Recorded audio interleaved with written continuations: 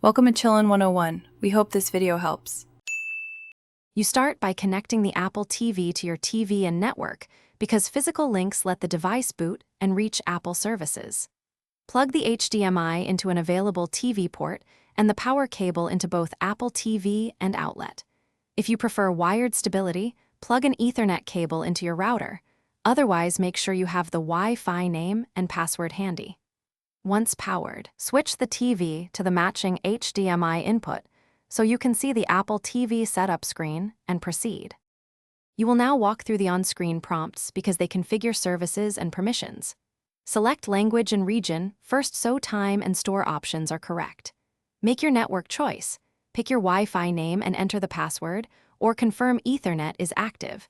This determines download speed and streaming reliability. Next, sign in with your Apple ID to access the App Store and iTunes.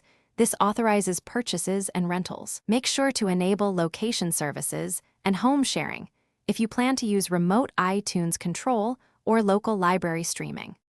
You finish by optimizing the Apple TV for daily use so playback is clean and apps work.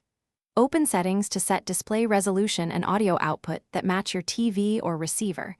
Incorrect values can cause blank or distorted video. Check for and install system updates to fix bugs. Download essential apps, sign into accounts, and play a sample video to confirm streaming. If something goes wrong, reboot the Apple TV. Verify HDMI and network cables are secure, and reset network settings. Thanks for watching. Consider subscribing if we helped you.